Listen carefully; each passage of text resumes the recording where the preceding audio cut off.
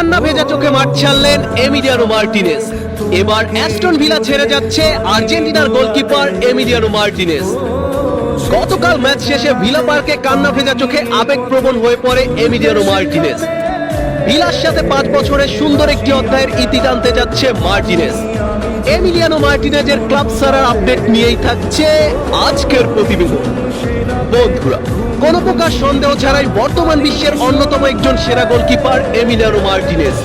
Club কিংবা দেশের jersey সবখানেই নিজেকে প্রমাণ করে দেখিয়েছেন মার্টিনেজ। তবে এবার অ্যাস্টন ভিলার সাথে ক্যারিয়ারের ইতি টানতে যাচ্ছেন এমি মার্টিনেজ। 2020 সালে আর্সেনাল ছেড়ে অ্যাস্টন ভিলায় পাড়ি জমিয়েছিল মার্টিনেজ।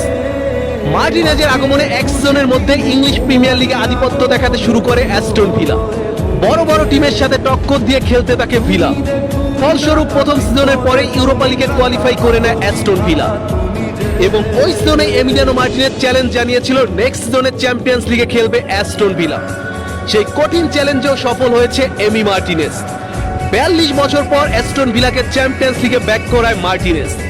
এই সিজনে চ্যাম্পিয়ন্স লিগে খেলেছে কোয়ার্টার ফাইনাল পর্যন্ত। তবে এবার ভিলার জার্সিতে 4 সিজনের সুন্দর একটি অধ্যায়ের ইতি টানতে যাচ্ছেন এমিলিয়ানো মার্টিনেজ। ভিলা ছেড়ে যাচ্ছেন তিনি।